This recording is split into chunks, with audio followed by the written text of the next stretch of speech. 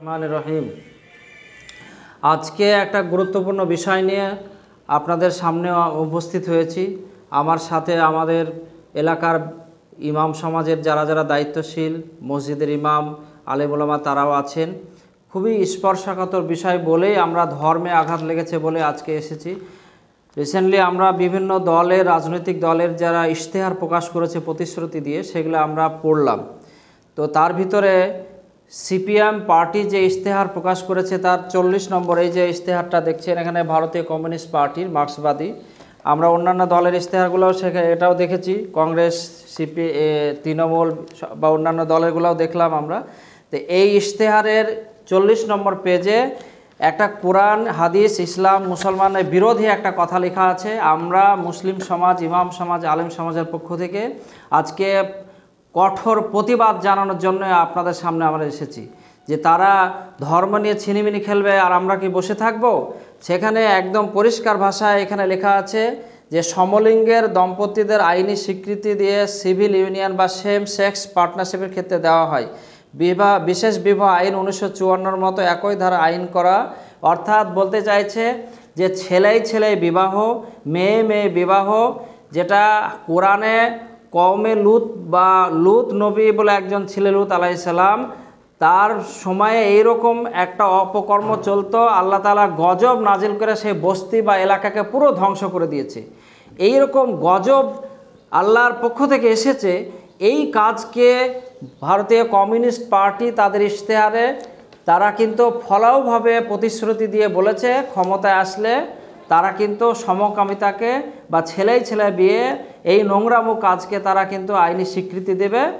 এই আজকে আনন্দবাজার পত্রিকায় সেটাও আপনারা হেডিং দেখছে, ভিন্ন যৌনতা নির্বাচন, সেখানেও কিন্তু এই কথাটাই লিখেছে যে বিজেপি পর্যন্ত কিন্তু এই প্রতিশ্রুতি দেয়নি, কিন্তু সিপিএম পার্টি প্রতিশ্রুতি দিয়েছে।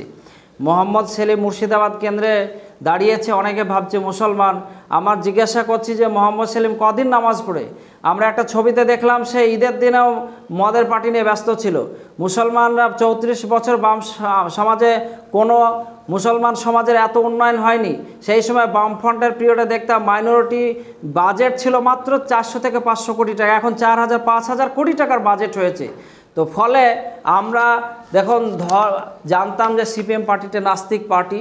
সে মোহাম্মদ সেলিম হতে পারে, রাম, শ্যাম বা অন্য কেউ যেও হতে পারে, তারা মসজিদ, মন্দির, গির্জাও নাও যেতে পারে, তাদের ব্যক্তিগত ব্যাপার, ধর্ম মানে না, তারা নাস্তিক পার্টি জানতাম। কিন্তু তাই বলে যে সমাজকে এইভাবে ইসলামের প্রতি আঘাত হানবে, এটাকে আমরা মেনে নেব না। আমরা এরপরে বৃহত্তর আন্দোলন করব। আমরা সব জায়গাতে আলোচনা করছি, সারা বাংলায় আমরা আন্দোলনটা ছড়িয়ে দেব।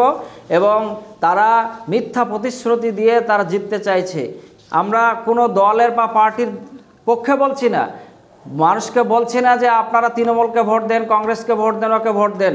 আমরা বলতে চাইছি নাস্তিক পার্টি যারা এতদিন জানতাম, এখন তারা কোরআন, হাদিস এবং ধর্মেও আঘাত করেছে, তার আমরা প্রতিবাদ জানাচ্ছি। সেই জন্য যারা ভোটার আছেন, মুসলিম ধর্মের যারা ভোটার আছে, আপনাদেরকে বলবো যে এর প্রতিবাদ আপনারা সবাই করুন। আপনারা যারা সেকুলার এবং যারা হচ্ছে মুসলমান সমাজের জন্য যারা ভাবে, তাদেরকে ভোট দেওয়ার জন্য বলবো, ধর্মনিরপেক্ষ দলকে ভোট দেওয়ার জন্য বলবো। সাথে সাথে আমরা এটার প্রতিবাদ জানাচ্ছি। সেই জন্য আপনাদের কাছে আজকের আমাদের সাংবাদিক সম্মেলন, যে কওমে লুতের কাজকে তারা যেভাবে ছড়িয়ে দিতে চাইছে, সমাজে নোংরামি নিতে চাইছে, এই ইশতেহারে আমরা প্রতিবাদ জানাচ্ছি। আপনারা দেখতে পারেন একদম ভারতীয় কমিউনিস্ট পার্টি মার্ক্সবাদী যে ইশতেহার, অষ্টাদশ লোকসভা নির্বাচন 2024, প্রথম অংশের 40 নম্বর পৃষ্ঠাতে এলিজিবিলিটি যে আছে, সেইখানে 3 নম্বর লাইনে থেকে তারা কিন্তু পরিষ্কারভাবে বলেছে। তার জন্য প্রতিবাদ করছি। আর আগামীতে আমরা এইটার জন্য সবাইকে সজাগ করছি। আপনারা নির্বাচন সুষ্ঠু শান্তিভাবে করুন। আর মুসলিম সমাজকে বলবো যে আপনাদের ভোট বিভাজন করবেন না। ধন্যবাদ। আমার নাম নিজামুদ্দিন বিশ্বাস। আমি একজন ইমাম।